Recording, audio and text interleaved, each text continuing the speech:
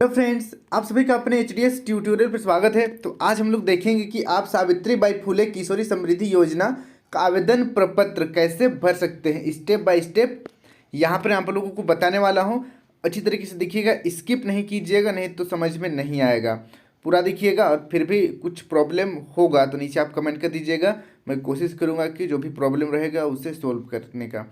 तो यहाँ पर देखिए आवेदन पत्र है, ठीक है। इसका लिंक मैं डिस्क्रिप्शन में दे दूंगा, वहाँ से आप इस पीडीएफ को डाउनलोड करके जेरोक्स निकाल सकते हैं, या फिर आप आंगनबाड़ी सेविका से भी इसे प्राप्त कर सकते हैं, या फिर स्कूलों में भी इसे प्रोवाइड कराया जाएगा। किसी ने कमेंट किया कि स्कूल में नहीं मिल रहा है ये फॉर्म, तो आप नीचे डिस्क्रिप्शन से डाउनलोड कर लीजिएगा, ठीक है। तो चलिए हम लोग आगे बढ़ते हैं। फॉर्म में आने से पहले मैं आपको ये बता दूं कि आप इसको जमा कर सकते हैं स्कूल में भी जमा कर सकते हैं, बट सभी स्कूल वाले इतना एक्टिव नहीं है, तो फिर आपको इसे आंगनबाड़ी सेविका के पास जमा करना पड़ेगा। अगर आंगनबाड़ी सेविका भी नहीं ले रही है, वैसे लेने तो चाहिए, ठीक है। आंगनबाड़ी सेविका को ही ये सब काम दिया गया है। अगर आंगनबाड़ी सेविका नहीं लेती है तो आपके प्रखंड में जनता सभा का आयोजन किया जाता होगा, तो पता कीजिएगा कब जनता सभा बैठ रहा है। फिर उसके बाद आप लोग, या फिर जनता दरबार, जनता सभा मतलब जनता दरबार, तो उसके बाद वहाँ पर आप दे दीजिएगा इस फॉर्म को, आपका काम हो जाएगा। तो चलिए हम लोग फॉर्म को भरते हैं यहाँ पर, ठीक है। आप स्कूल में या फिर जनता जो दरबार लगता है वहाँ पर भी दे सकते हैं, या आंगनबाड़ी सेविका को दे दीजिएगा, वहाँ भी काम हो जाएगा। देखिए आवेदिका का नाम, यहाँ पर सबसे पहले आपको अपना नाम लिखना है, ठीक है। सिर्फ बालिकाओं के लिए है। यहाँ पर आपका नाम होगा और यहाँ पर पासपोर्ट साइज एक फ़ोटो होना चाहिए, ठीक है। बहुत पुराना नहीं, 6 महीना पुराना चलेगा, उससे ज़्यादा पुराना नहीं होना चाहिए, इसको ध्यान दीजिएगा।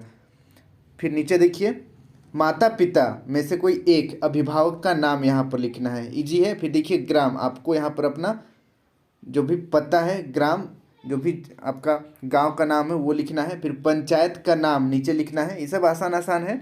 फिर देखिए प्रखंड, नगर निगम, नगर पंचायत, नगर परिषद का नाम यहाँ पर लिखना है, ठीक है। फिर देखिए जिला का नाम, यहाँ पर आपको अपना जिला का नाम लिखना है। अब नीचे देखिए आंगनबाड़ी केंद्र का नाम एवं कोड संख्या यदि ज्ञात हो तो, अगर ज्ञात है तो यहाँ पर लिखना है, अगर ज्ञात नहीं है तो आंगनबाड़ी सेविका से मिलिएगा, आंगनबाड़ी सेविका आपको बता देगी कि कोड क्या है।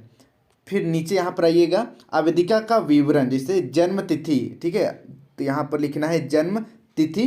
फिर देखिए जन्म प्रमाण पत्र की संख्या, जन्म प्रमाण पत्र आपका बना होगा, यहाँ पर उसका संख्या लिखना है, ठीक है। जन्म प्रमाण पत्र की संख्या और एक इसका फोटोकॉपी भी आपको साथ में जमा करना है।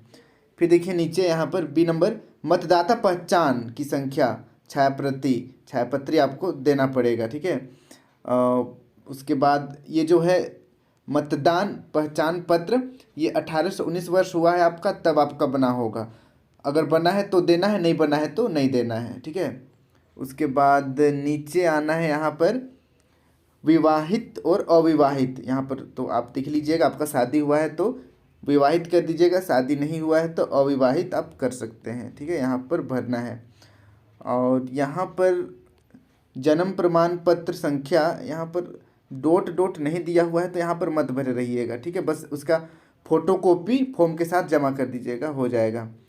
अगर ग्राम सेविका यहाँ पर नंबर कोई भरने बोलेगी तो भर दीजिएगा, छोटी सी बात है, कोई दिक्कत नहीं है इसमें। फिर देखिए नेक्स्ट आवेदिका का जन्म क्रम, जैसे कि मैंने कहा आप लोगों को पहले बता चुका हूँ मैं कि सिर्फ 2 बालिकाओं को सिर्फ एक परिवार से इस योजना का लाभ मिलेगा। तो आप कितने नंबर पर आते हैं उसको यहाँ पर क्लिक करना है, पहले नंबर पर या दूसरे नंबर पर, ठीक है। आपसे बड़े अगर कोई भैया हैं तो उनको काउंट नहीं करना है, सिर्फ लड़कियों को यहाँ पर गिनना है कि लड़कियों की संख्या में आपका कितना नंबर में है, तो वो यहाँ पर सिलेक्ट कर लीजिएगा। फिर देखिए यहाँ पर आवेदिका का आधार संख्या, आपका आधार संख्या यहाँ पर लिखना है। फिर नीचे देखिए आवेदिका का बैंक, पोस्ट ऑफिस खाता संख्या एवं विवरण, तो यहाँ पर देखिए पोस्ट ऑफिस या फिर खाता संख्या, यहाँ पर आपको खाता संख्या भरना है। फिर देखिए पोस्ट ऑफिस या बैंक का नाम, यहाँ पर आपको अपना बैंक का नाम भरना है, ठीक है। अगर आपका अकाउंट पोस्ट ऑफिस में है तो पोस्ट ऑफिस का खाता नंबर दीजिएगा, और यहाँ पर पोस्ट ऑफिस कहाँ का है उसको नीचे भर देना है। अगर बैंक में अकाउंट है तो यहाँ पर बैंक नंबर और नीचे बैंक का नाम। फिर देखिए शाखा, किस शाखा में है उसको यहाँ पर भरना है। फिर देखिए आईएफएससी कोड, IFSC कोड यहाँ पर आपको डालना पड़ेगा, जिस बैंक में आपका अकाउंट है उस बैंक का। अब नीचे चौथा नंबर में आते हैं, देखिए आवेदिका के माता पिता का नाम, यहाँ पर माता या फिर पिता दोनों में से एक का नाम लिखना है। ये एक पहला पेज कंप्लीट हो चुका है। फिर आइए दूसरे पेज पर, ठीक है। टोटल आपके पास यहाँ पर 6 पेज मिलेगा, 6 पेज को भरना है। अब यहाँ पर हम लोग देखते हैं आवेदिका के माता पिता का नाम, ठीक है, ये तो हो चुका है। फिर देखिए अभिभावक का नाम, अगर अनाथ है तो अभिभावक का नाम यहाँ पर लिखना है, अगर अनाथ नहीं है तो पेरेंट्स का नाम, माता पिता में से किसी एक का नाम लिख सकते हैं, कोई दिक्कत नहीं है। देखिए 7 नंबर में अभिभावक का आधार संख्या, यहाँ पर अभिभावक का आधार संख्या लिख दीजिएगा। फिर देखिए नीचे 8 नंबर में आते हैं, आवेदिका के विद्यालय का नाम, पता एवं किस संस्थान से मान्यता प्राप्त है। तो देखिए कक्षा, तो कक्षा यहाँ पर आप जिस भी क्लास में अभी पढ़ रहे हैं उस क्लास को लिख देना है, क्लास 8, 9, 10, 11, 12, इसमें से कोई एक होना चाहिए। फिर देखिए सेक्शन, आपका सेक्शन क्या है उसको नीचे भरना है। फिर देखिए रोल नंबर, स्कूल का रोल नंबर यहाँ पर भरना है, ठीक है, स्कूल में जो रोल नंबर है उसको भर दीजिएगा। फिर नीचे देखिए 9 नंबर में आवेदिका के लाभ प्राप्त का वर्ग, तो यहाँ पर आपको टिक करना है, ठीक है। देखिए पहला है कक्षा 8 में नामांकित बालिका, कक्षा 8 में नामांकित बालिका आपका अभी अभी एडमिशन हुआ है, या फिर आप क्लास 9 में अभी एडमिशन लिए हैं, या फिर क्लास 10 में लिए हैं, या 11 में लिए हैं, 12 में लिए हैं, कोई ना कोई में से सिर्फ एक में होगा आपका, तो एक को सिलेक्ट करना है। या फिर आपका मानकर चलिए आप मैट्रिक लिख चुके हैं, फिर आप नहीं पढ़ रहे हैं आगे, लेकिन आपका उम्र हो गया है 18-19, आप पढ़ भी रहे हैं तो उससे कोई फर्क नहीं पड़ता है। 18-19 हुआ है तो यहाँ पर 18-19 वाला में आप क्लिक कर सकते हैं, कोई एक में क्लिक करना है, ठीक है। आप जिसमें यहाँ पर फिट हो रहे हैं उसको क्लिक कर दीजिएगा, टिक कर दीजिएगा यहाँ। फिर देखिए नीचे 10 नंबर में आवेदिका के माता पिता राज्य केंद्र सरकार के अस्थायी रूप से नियोजित सेवानिवृत्ति पेंशन, पारिवारिक पेंशन प्राप्त करने वाले नहीं हो, तथा आवेदिका के माता पिता आयकर दाता नहीं हो संबंधी प्रमाण पत्र, तो यहाँ पर आपको डायरेक्ट नहीं में क्लिक कर देना है, ठीक है, इसको ध्यान दीजिएगा, यहाँ पर नहीं में ही क्लिक करना है आपको। उसके बाद नीचे आते हैं हम लोग 10 नंबर में। 10 नंबर में देखिए दिव्यांग बालिका की विवरणी, यदि दिव्यांग हैं आप तो यहाँ पर आप देख लीजिएगा आपका किस प्रकार का दिव्यांग है और दिव्यांग का प्रतिशतता कितना है, और दिव्यांग पत्र बनता है उसका जो तिथि है उसको लिखना है और संख्या भी लिखना है, प्रमाण पत्र संख्या और तिथि भी लिखना है, साथ में इसका फोटो कॉपी भी देना पड़ेगा आपको, ठीक है। अगर दिव्यांग है तो, नहीं है तो इसको कुछ नहीं करना है, खाली छोड़ देना है। फिर नीचे देखिए 12 नंबर में, क्या आवेदिका को मुख्यमंत्री सुकन्या योजना का लाभ मिल रहा है या नहीं मिल रहा है। अगर आपको मिल रहा है तो हाँ में क्लिक करना है, नहीं मिल रहा है तो नहीं में क्लिक करना है, ठीक है। आप देख लीजिएगा आपके अकॉर्डिंग ये हो सकता है। फिर देखिए अगला आते हैं हम लोग यहाँ पर, यहाँ पर देखिए जो लाभ मिल रहा था सुकन्या योजना का, तो कौन सा लाभ मिल रहा है उसको यहाँ पर क्लिक करना है। जैसे देखिए जन्म से 2 वर्ष वाला लाभ मिला है, या फिर कक्षा 1 में नामांकित वाला लाभ मिला है, या 5वीं, ये अलग अलग सुकन्या योजना में भी है, ठीक है। कक्षा 8, 10, 12 और 18 से 20 की युवती, आपको कौन सा लाभ अभी मिल रहा है उसको बस चिन्ह कर देना है, टिक कर देना है इस तरीके से, ठीक है। आपकी मदद करेंगे आपको फॉर्म भरने में जो आंगनबाड़ी सेविका है वो, ठीक है। वैसे मैं यहाँ पर बता दे रहा हूँ, इसी तरीके से आपको करना है।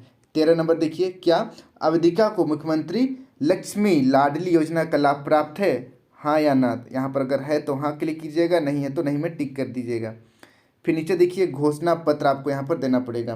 प्रमाणित किया जाता है कि ऊपर दी गई सभी सूचनाएं सही एवं दिए गए किसी भी गलत सूचना के लिए मैं स्वयं जिम्मेदार होंगी या होऊंगा। मैं अपना आधार नंबर अपनी स्वेच्छा से इस योजना का लाभ प्राप्त करने हेतु उपलब्ध कर रहा हूँ। और यहाँ पर आवेदिका का साइन, ठीक है, स्टूडेंट का साइन यहाँ पर लगेगा, और यहाँ पर स्टूडेंट के माता पिता में से किसी एक का या अभिभावक का साइन लगेगा, इसको ध्यान देना है।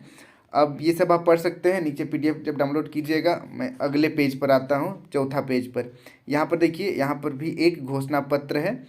तो देखिए यहाँ पर सावित्री बाई फुले किशोरी समृद्धि योजना के लाभ हेतु आवेदिका के माता का घोषणा पत्र, यहाँ पर माता का घोषणा पत्र होना चाहिए, ठीक है। यहाँ पर नीचे लिखा हुआ है माता की मृत्यु की स्थिति में पिता का घोषणा पत्र मान्य होगा। अगर माँ नहीं है तो पिता इस घोषणा पत्र को भरेंगे, अगर माँ है तो माँ को ही भरना है, इसको ध्यान दीजिएगा।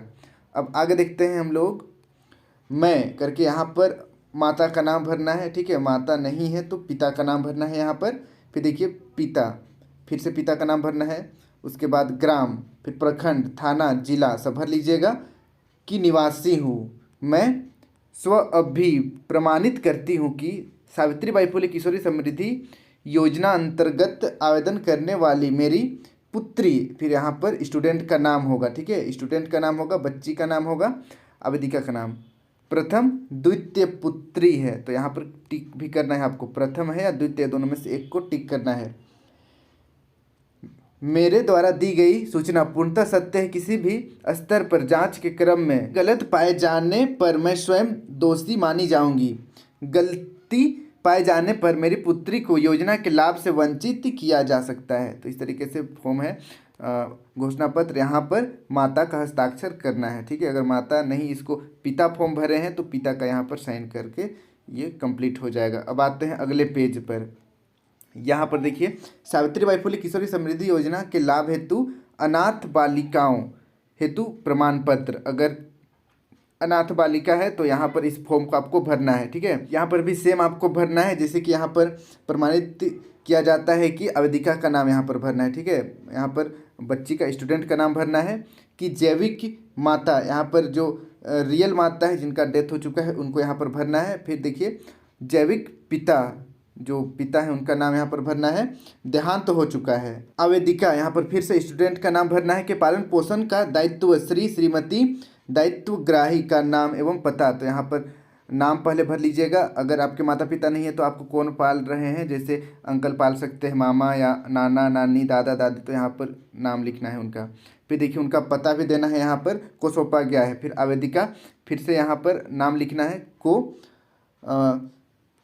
सावित्रीबाई फुले किशोरी समृद्धि योजना के लाभ हेतु प्रमाण पत्र निर्गत किया जाता है, इस तरीके से। उसके बाद यहाँ पर बाल कल्याण समिति का हस्ताक्षर लगेगा। बाल कल्याण समिति में हस्ताक्षर कराने में आपको समय लग सकता है, इसलिए जितना जल्दी हो सके इस फॉर्म को भरकर साइन यहाँ पर करवा लीजिएगा। कभी कभी समय लग जाता है ये सब साइन कराने में। अब आगे बढ़ते हैं हम लोग। यहाँ पर देखिए लास्ट पेज है, सावित्रीबाई फुले किशोरी समृद्धि योजना के लाभ हेतु आय संबंधी स्वघोषणा पत्र।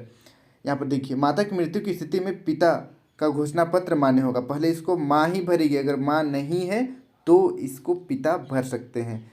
देखिए यहाँ पर मैं करके यहाँ पर माता का नाम होगा, ठीक है, माता का नाम होगा। अगर माता नहीं है तो पिताजी, ठीक है। उसके बाद देखिए यहाँ पर पति या पिता, माता भर रही है तो माता के पति यानी कि आपके पापा का नाम भरना है। अगर इसको पापा भर रहे हैं आपके तो उनके पिताजी का नाम भरना है। फिर आवेदिका, यहाँ पर आपको स्टूडेंट का नाम भरना है कि माता पिता हूँ, जो भी है यहाँ पर माता तो माता, पिता तो पिता हूँ, एवं ग्राम, यहाँ पर ग्राम भरना है। फिर प्रखंड, फिर थाना, जिला भरना है का निवासी हूँ। फिर यहाँ पर बस इसको एक बार पढ़ लीजिएगा, कुछ नहीं है, बस घोषणा पत्र है। उसके बाद नीचे यहाँ पर माता है तो माता का साइन, अगर पिता है तो पिताजी का साइन यहाँ पर लगेगा। और इस तरीके से आपका जो फॉर्म है सावित्रीबाई फुले किशोरी समृद्धि योजना का फॉर्म कंप्लीट हो जाएगा। ये फॉर्म का आप डाउनलोड कर लीजिएगा, जेरोक्स निकाल कर फॉर्म भर लीजिएगा और फिर आंगनबाड़ी सेविका के पास जमा कर दीजिएगा, या फिर जनता दरबार लगता है वहाँ पे आप डायरेक्ट जमा कर सकते हैं। अगर कोई दिक्कत हुआ है तो नीचे कमेंट कर दीजिए और जल्दी से इस फॉर्म को भर दीजिए। ना ही कुछ एग्जाम देना है, कोई टेंशन नहीं होगा, सब ठीक रहेगा। तो आराम से आपको 40,000 तक पैसा मिल जाएगा। ठीक है, आज के लिए इतना ही। वीडियो अच्छी लगी तो वीडियो को लाइक करके चैनल को सब्सक्राइब जरूर कर लीजिएगा और इस वीडियो को अपने सभी दोस्तों के साथ जरूर शेयर कर दीजिए ताकि उनको भी इस वीडियो का लाभ हो सकेगा और वे भी सावित्रीबाई फुले किशोरी समृद्धि योजना का लाभ उठा सकेंगे। Thank you for watching video. Have a good day.